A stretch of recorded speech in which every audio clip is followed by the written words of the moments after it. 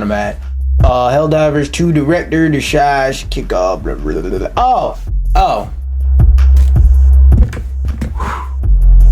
Where do I even begin? You know what? Before I say anything, let me read his statement. Where's the quote? I don't care about all this stuff. They starting out. Oh, he must have said a lot. Oh, this is gonna be a good one. After sparking fury by saying developers should make good games, don't make a contemporary political statement, Helldivers 2 creative director. Let's read the tweets. Never add DEI to your games, which is a very vague statement, but okay. If it doesn't add to the game experience, it detracts, and games should be a pure pursuit of amazing moments. See, here's the thing about that statement. Whether something adds to an experience or not is subjective. It's subject to your opinion. So, for example, I could argue that unless you're playing a fashion-based game or a game like Stellar Blade or like any other RPG where your outfit determines different stats and different ways that the game can be played and be affected, I would argue that cosmetics in no game affect the gameplay whatsoever and that they take away from the experience. Everybody, like in a fighting game, for example, unless like you're playing Melee or one of them old ass games, let's say like Mortal Kombat 11. If you pick the red Baraka shirt versus the brown Baraka shirt in Mortal Kombat 11, nothing is affected. If you suck, you still suck. Versus in an RPG, if you pick the red shirt will add plus 100 damage versus the brown shirt won't have plus 100 damage. Let's say plus 100 defense. So whether it adds to a game or not is subjective, because let me give you the flip side. Sometimes people may see the red outfit for a character and go, I don't like the way that looks. They see the brown outfit and they go, oh, that's fire. And when you're playing a game, you want to have fun. Part of having fun is getting to look at something that's cool to look at, that leaves you shocked and leaves you in awe, correct? So for somebody who's just there for the gameplay, the color of the shirt may not matter. But for somebody who enjoys the design and the art aspect, and may add on to their experience if they get to see a character in a cool fit or something like that. Also, another part of it, whenever you're playing a game, sometimes you like to role play, okay? Now, however you role play in that game differs from person to person, differs from game to game, but some people like to role play their part or role play being in a game by making a character that looks like them or whatnot so they can see themselves in the game. So, or even if they don't design a character, they like playing a character that can somewhat relate to them. Like, for example, I'm not a black woman from the southern United States, but I can still relate to something like South of the Midnight because it stars an African-American character and it touches on and draws upon African-American culture.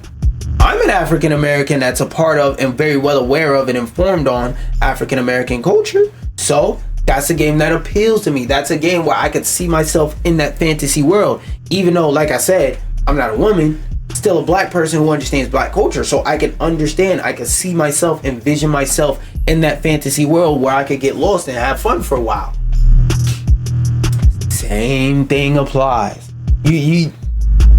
Y'all starting to get it. Unless you're one of those ignorant people just I don't want to see any blacks on my screen. You're over there tweaking like the symbiote, like Miles Morales on Kai Cenat stream. Just we are Venom. Instead of we are Venom, just we are racist. Yeah, man, that shit funny. But how would DEI have benefited Helldivers 2? I don't like labels, but mankind is united in its extreme xenophobia on Super Earth. Inclusion, so maybe that's DEI. I really don't care. Make good games and don't have a contemporary political statement. I agree. Now, what I will call a little bit of bullshit. Tiny bit. Not a big amount. It's a tiny bit of bullshit. It's funny that you're talking and this is not a bad thing. It's funny that you're talking against like racisms and isms and phobias, and then you mention that everybody in Helldivers is xenophobic. Like, I would just say, like, as on a public statement tip, I would have never phrased it like that, because that makes it sound like, think of it like in the Boondocks, that episode where Uncle Ruckus found out that his country music idol star wasn't as racist towards black people as they thought. So they was like, we can't keep making songs making fun of black people, so instead we'll make songs making fun of Mexicans. Like, that's what it feels like. If this statement, if I didn't know better, would feel like you're saying, no. You can't say anything about the blacks, but the Mexicans on other, and like it just feels, this statement just feels weird to me, you know? And like, I understand the context, I understand what they're saying within this conversation. I just think there could have been like a way better way to rephrase. Let's read on though. Shortly after replying to another I don't like labels, superficially, that name comments could be seen as relatively innocuous, but eyebrows were raised because Helldivers 2 is a very, very, very overtly political game. Yes and no. Yes, it's a political game, as in it involves literal politics, but no, it isn't a political game in terms of they want you to see something their way, or they're trying to get a certain specific message across. When it comes to politics and the idea of Helldivers, it's more so we're just making fun of politics. Like, we have something that we're making fun of. We wanted to make fun of something and we chose politics, because not only does it give us a cool setting, but it also gives us grounds to make a lot of jokes and make a lot of stuff that people could role play in and role play as they're in the game and escape from whatever, like engage in escapism. So I see what they're trying to get at, but I don't really think that's a strong enough statement to point out. A satire of fascism so heavy-handed it makes Starship Troopers look subtle by comparison. You even said it yourself, a satire. That's the word I was looking for. But parody, satire, same thing. Well, no, satire is vague, parody specific. Either way, it's in the same lane of making fun of something real. It was understandably jarring to see the guy heading such an on-the-nose anti-fascist narrative to suddenly embrace a keep politics out of games attitude. I don't think he said keep politics out of games. What? And see, this is what I was talking about with the phrasing. I understand what he was going for. I understand what he was trying to say. I'm familiar with his game. But I don't think that phrasing was really the best, because I feel like a lot of people are going to read this and misinterpret the fuck out of it. Like I said, a lot of people may read this statement and say, wait, so basically you're saying as long as we're only racist to that group, we're not racist to that group, it's okay to be racist to this group? Like, it feels like you're picking and choosing, basically. Some on Zitter pointed out the obvious disconnect, but of course others glommed whatever the fuck onto it as proof that their efforts against DEI wokeness and other such culture and nonsense are bearing fruit. Let me tell you why it's not bearing fruit. Every game that they point to as DEI and woke that fails was a game that was already gonna fail if DEI woke wasn't screened. Matter of fact, I would argue one of the least impactful, negatively or positively, features about a game is the DEI woke yelling thing. Because this is the thing about living in an echo chamber. When you live in an echo chamber and all you hear are your thoughts, but just coming from another person and nobody's ever actually challenging your thoughts, you start to think that your way is the only way to think, and that the way that everybody else thinks is just wrong, and that everybody else only thinks in one type of way. Explain. If you understand the idea of chronically online, you know where I'm going with this. Whenever you're a person who's of like internet culture and stuff like that, and you're always like on the internet doing stuff online, whether it's playing games, scrolling on Twitter, whatever, there's certain things and concepts you'll see online that if you go to somebody who doesn't use the internet and start talking to them about it, they're gonna look at you with a confused face like, what are you talking about? What the fuck are you talking about? Who is cooking with Kaya? Who the fuck is Kaya, and why do I care about who's cooking with her? Like, somebody who's not chronically online is not gonna understand that. But somebody who is online will be like, oh yeah, a lot of women are scared of cooking with Kaya because she twerks and she cooks what looks like good ass food. people who aren't chronically online don't understand chronically online shit. A lot of these people are chronically online to the point to where their lens is distorted by the fact that they're only seeing their opinions going in their ear. They got opinions in their head, they're spouting it, and then somebody's hearing it and saying yeah, and spouting it back. And they're not turning to anybody else to say, what do you think about this opinion? They're turning to people they know that's gonna agree with their opinion and spouting it back and forth, back and forth, back and forth, back and forth, back and forth, back and forth, back and forth. So it's not that they're affecting anything. It's they found a group of people after screaming into a crowd of people looking for other people that want to scream the same thing. They finally found those people screaming, and now they're just at a corner screaming at each other. Everybody else is over here having fun. People over here having fun. People over here having fun. It's just them back and forth in the corner, screaming. DEI woke, DEI woke, DEI woke, DEI woke, DEI woke. Just back and forth. And they're not paying attention to any of the other people in the room having fun. They're just paying attention to the other person yelling DEI woke back and forth with them. Motherfuckers live in echo chambers. Your shit is not bearing fruit. All of the games that y'all yell DEI woke that we're gonna fail regardless. For example, let's look at Concord. Concord didn't die because the signs were DEI woke. Concord died because PlayStation didn't market it. Nobody knew it released, and then on top of that, they released it in the worst possible time they could. They wanted to release a AAA game with no marketing, a AAA first-person shooter game with no marketing, like a month before Call of Duty.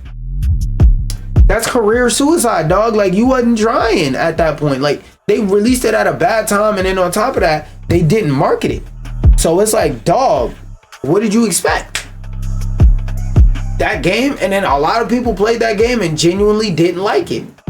A lot of people looked and saw that not a lot of people were playing the game and said, if nobody's playing this game, I don't want to play this game. Because what do I always say? Most people nowadays who play games, they aren't gaming enthusiasts.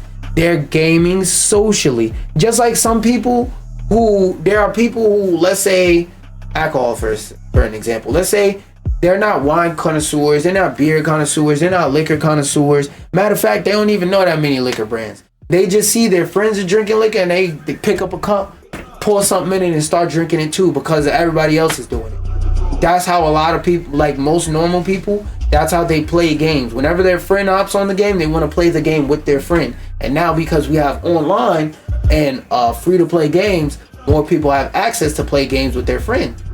Same concept. Most people, like, same concept as the as casual drinking. Most of these people that's drinking, they're not drinking because they genuinely like drinking alcohol. They're drinking because their friends do it and fuck it, I want to do it too. So a lot of these people who play games, they don't want to pay $40 for a Concord when Fortnite is free and all my friends are playing Fortnite. And then on top of that, I'm seeing it's only 600 people playing this game. Why would I want to play it? Because remember, even if the game is out in beta and all of that, and the game is not fully out, the average person does not understand that concept. All they see is information on game. And the information on game is that nobody's playing it. I'm not either. That's most people's mentality. Nobody else is playing it. I don't give a fuck how it look. I'm not either. Because when I play the game, I want to play with my friends. And if nobody's playing it, that means my friends ain't playing it. If my friends ain't playing it and don't want to play it, I'm not going to play it. And there's more examples like that, but that's just the one I wanted to give you. Anyway,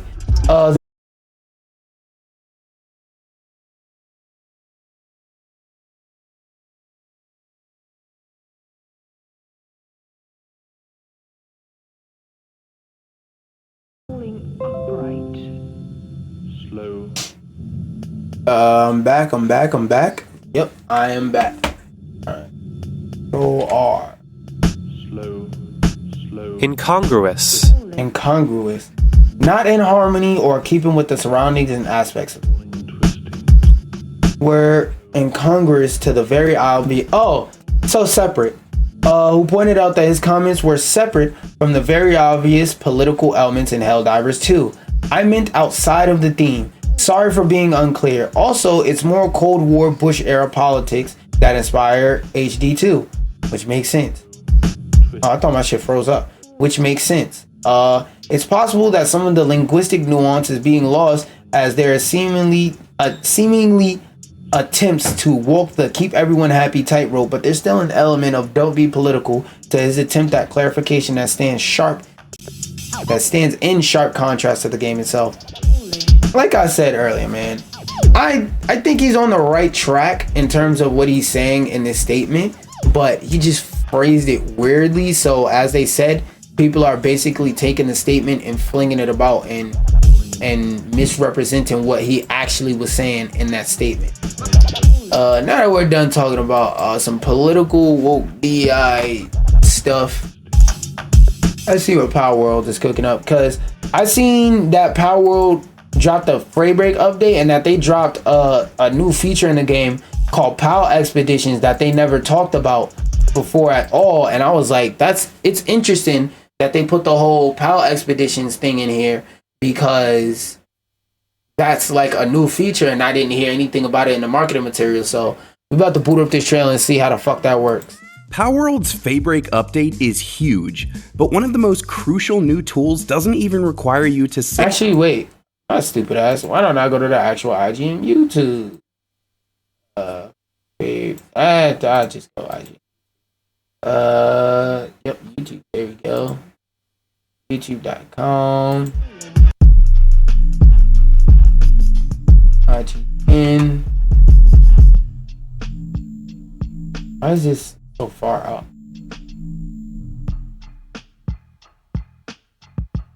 Because I really wanted to know more about this damn Faybreak update.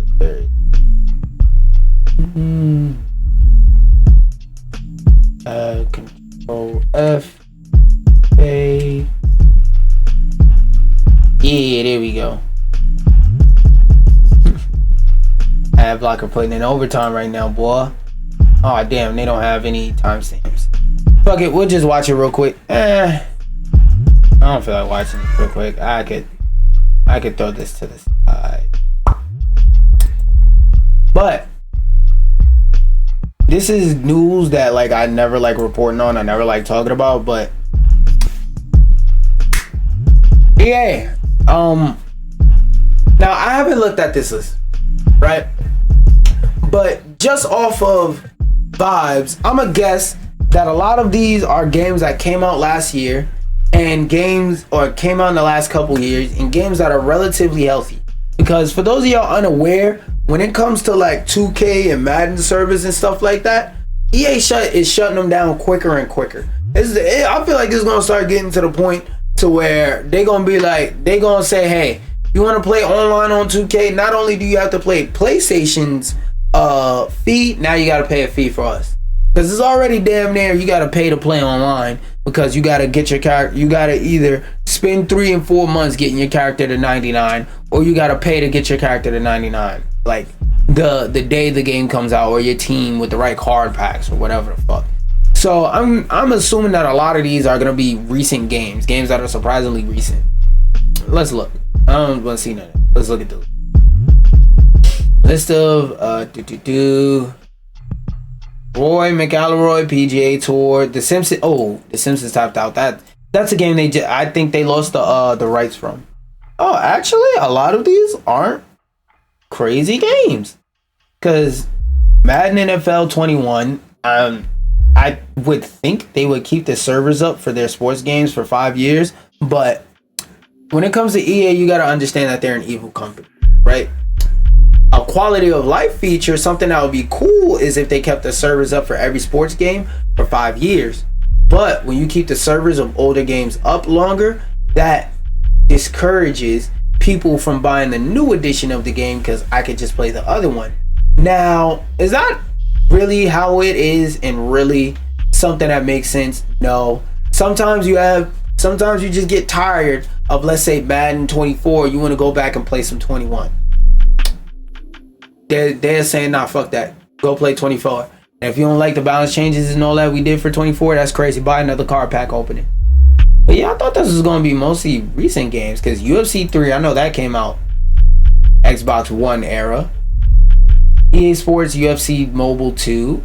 I don't know when that came up. NCAA 14. I'm surprised the servers were up for this fucking long.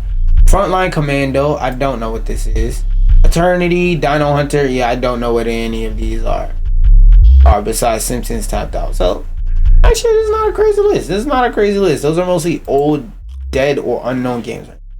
But let's say you are a person who is still out here asking,